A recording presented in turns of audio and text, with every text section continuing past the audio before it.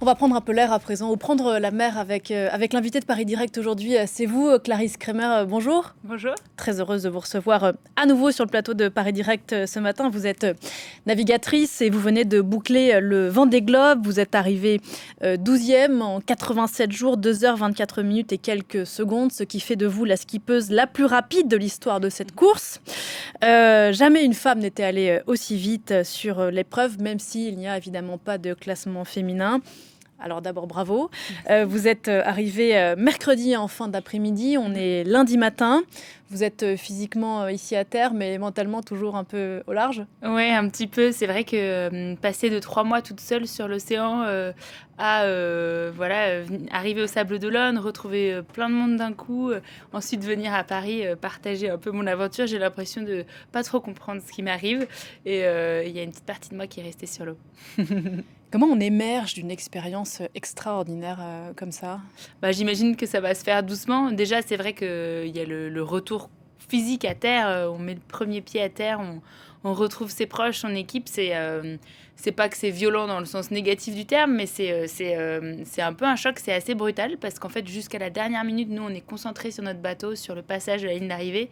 Et donc, on se prépare pas tellement psychologiquement à arriver à terre.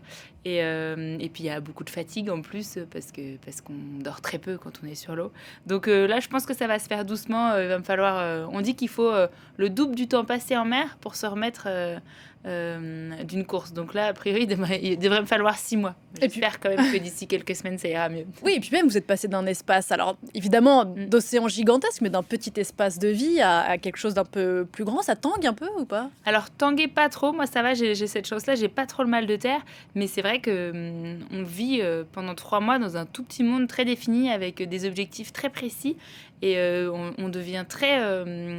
comment dire, pas casanier parce qu'on est sur un bateau, mais on a nos petites habitudes en fait. Et là, voilà, pour moi, le champ des possibles devient beaucoup plus grand d'un coup.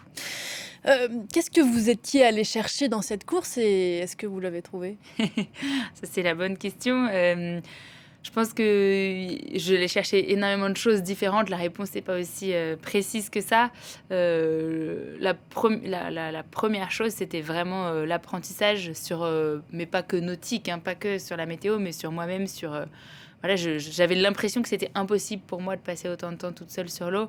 Et voilà, je voulais aller tester, voir si finalement ça l'était. Donc finalement, ça l'était. Et puis, et donc, c'est presque comme une retraite spirituelle. En fait, c'est relever des défis tous les jours, c'est faire des choses qu'on n'aurait jamais imaginé être capable de faire. Souvent, c'est lié à des casses mécaniques qui nous mettent dans des situations un peu compliquées et on va trouver des ressources pour trouver des solutions. Et donc, ouais, tout ça, je pense vraiment l'avoir trouvé, mais je pense que je manque aussi encore un petit peu de recul. Là, ça fait que quelques jours que j'ai mis le pied à terre. Et après avoir été dans le mouvement comme ça pendant 3 mois, je pense que j'ai besoin de m'arrêter et de faire un peu d'introspection. En fait, on passe 3 mois tout seul, mais on a des moments d'introspection, plein de moments de contemplation aussi, mais ça évolue tellement tout le temps que j'ai besoin là de faire une pause pour avoir un regard plus sérieux là-dessus. Vous parliez de casse mécanique. On a beaucoup suivi votre course ici à terre, bien sûr, notamment parce que, mais je crois que c'est une obligation aussi, vous communiquez beaucoup sur les réseaux sociaux. Et puis, ce qui est peut-être plus rare chez des grands marins, c'est que vous avez rien caché, des moments super chouettes et des moments un peu plus compliqués. À propos de casse, on va regarder une petite vidéo que vous avez tournée. Donc, d'ailleurs, je ne sais pas comment vous tournez. Vous avez une caméra, on a même un smartphone. Voilà. C'était il y a 3 semaines. Il y a des petits soucis en haut du mât. On regarde et puis on en parle juste après.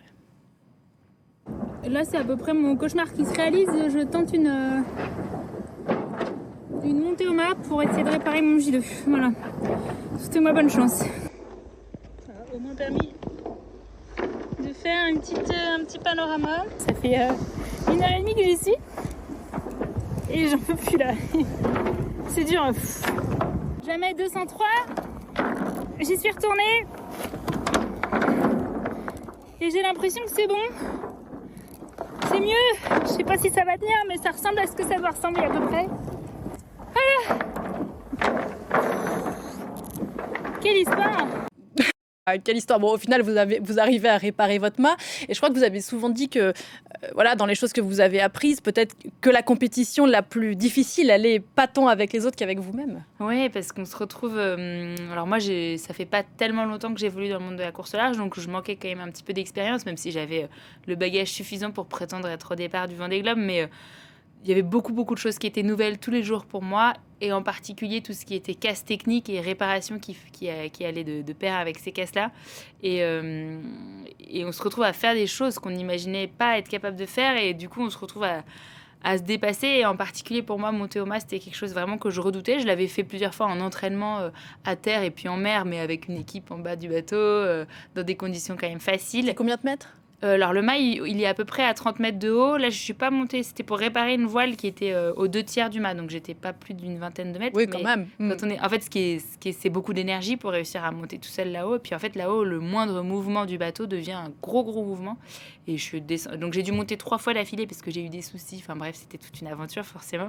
Et à la fin, on a des bleus partout. Enfin, j'ai pas réussi à marcher pendant 3 jours. C'est très très physique et très exigeant. Mais au moment où on est dans l'action, on se rend même pas compte de tout ça. On est tellement drivé par cette volonté de réparer. Et ça, c'est des moments qui sont fascinants dans une vie parce qu'on se rend compte du pouvoir du mental. On en oublie qu'on a mal, on en oublie qu'on a le vertige, on a juste envie de réparer ce qu'on a à réparer. Et ça, c'est hyper chouette. Et puis la force que ça doit donner après dans la vie, de se dire, alors non seulement vous avez réussi à réparer votre mât, ce qui paraît assez peu par rapport à tout le reste, mais de se dire, j'ai réussi à faire ça, c'est incroyable l'énergie, enfin oui, la confiance en soi que ça doit donner pour après, quoi. Ouais, c'est ça, on se construit une confiance en soi petit à petit.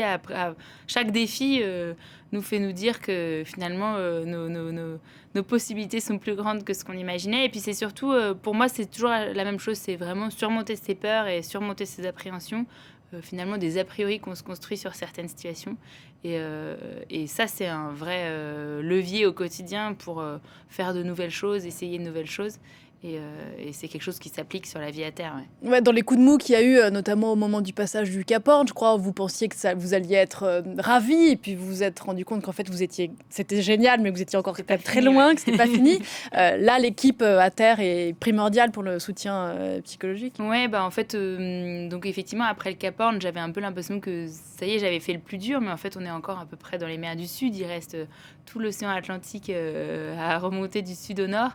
Et donc, je me suis fait un peu, je pense, j'ai eu un contre-coup, un coup de mou. Et donc, oui, j'ai pas mal échangé avec mon équipe, mais en fin de compte, ce qui fait qu'on s'en sort, c'est les ressources mentales qu'on trouve au fond de soi. Et il faut accepter aussi parfois, tout simplement, d'essayer de réfléchir et bloquer un peu son cerveau, continuer d'avancer et accepter que petit à petit, ça va revenir. On va retrouver un peu le sourire. Et c'est ce qui s'est passé, en fait. J'ai essayé d'arrêter de réfléchir à ce qui était en train de se passer et puis finalement quelques jours après ça allait beaucoup mieux. Et puis des moments merveilleux, il y en a eu, j'imagine, des dizaines, des centaines. Ah bah oui, sinon je ferais pas ça. Mais c'est vrai qu'ils sont parfois, c'est dommage, mais je pense que je vais finir par trouver les mots. C'est parfois, c'est des moments assez intimes en fait, souvent de contemplation. Moi, je suis passionnée. Enfin, visuellement, c'était un spectacle. Sans lasse pas. Voilà, c'était vraiment merveilleux. Et c'est des moments tous les jours, hein, même dans les journées de détresse, il y avait toujours des moments de joie comme ça qui étaient très nature, très sauvage, et c'est assez intime et assez difficile à expliquer, alors que les moments de détresse, finalement, quand on a un gros souci technique, sont presque plus faciles à partager. Donc ça, c'est dommage parce qu'il faut justement réussir à montrer les deux aspects, mais je vais finir par oui, avec le temps. Vous avez rappelé, je rappelais tout à l'heure que vous êtes donc la skippeuse la plus rapide du monde. Je ne sais pas ce que ça vous fait vous dire. Vous aimez à rappeler que vous êtes un marin avant tout. La voile est l'un des rares sports de compétition mixte avec peut-être l'équitation, je crois. Est-ce que c'est une bonne chose? Et si oui, pourquoi? Même si à la fin, c'est quand même toujours les mecs qui gagnent. Hein. Ouais, alors pas toutes les courses. En tout cas, le Vendée. Ouais, le Vendée Globe, pour l'instant, il n'y a pas encore de femmes qui l'ont gagné, mais ça va peut-être venir un jour. C'est vrai qu'on est souvent en minorité, on n'est pas très nombreuses. Là, c'était un record, on était 6 femmes sur 33. Et oui, je pense que c'est génial que ça soit mixte parce que ça peut apporter que du plus, que c'est que de la richesse supplémentaire. Et moi, c'est ça qui me passionne dans la course au large, c'est qu'il n'y a pas deux marins qui ont le même cursus, qui ont le même parcours et ça fait autant de façons différentes de faire une fois qu'on est sur l'eau. Et voilà, être une femme, c'est un élément de différenciation parmi d'autres, en fait, sur l'eau.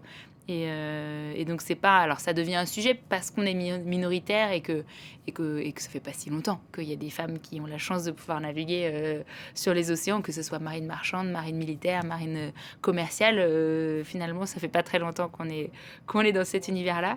Et ouais, moi, je pense que c'est une richesse tout simplement parce que c'est une différence en plus et ça peut apporter que du plus. On pense bien sûr à l'immense Florence Artaud qui avait remporté la Route du Rhum. Vous le disiez, vous avez un parcours plutôt atypique. Ça fait quoi, 5 ans à peine que vous faites de la course au large à haut niveau, en tout cas de la voile.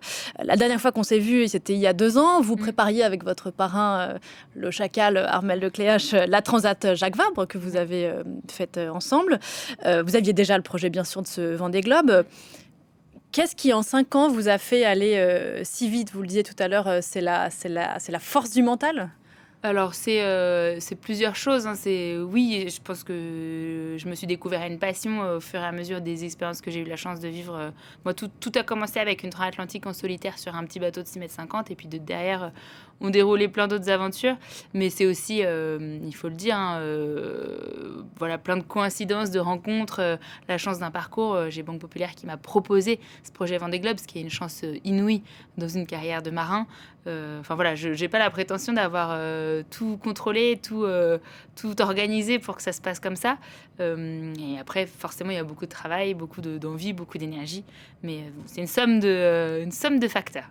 Et puis en quelques mots, juste pour finir, parce que je vais me faire taper dessus dans l'oreille, ça a dû faire du bien quand même, vu le monde dans lequel vous êtes revenu, là, d'être loin, d'être dans la quiétude pendant quelques mois, non là, Je pense que j'ai vécu un privilège énorme, étant donné ce qui se passe en ce moment. Pendant 3 mois, j'ai été sur une autre planète où tout allait bien, même s'il y avait des difficultés tous les jours liées à la course. Mais oui, c'est un privilège, une chance de dingue. On a eu beaucoup de chance que ce Vendée Globe ait pu avoir lieu. Je remercierai jamais assez tous ceux qui ont fait en sorte qu'il ait lieu. Et je me considère comme extrêmement chanceuse. Bon, mais merci beaucoup d'être passé par le plateau de Paris Direct. Bon retour, bon repos. Surtout, reprenez bien la terre pour mieux repartir. Je vous le souhaite à très bientôt. Nous, on se retrouve juste après la pause pour la suite de Paris Direct.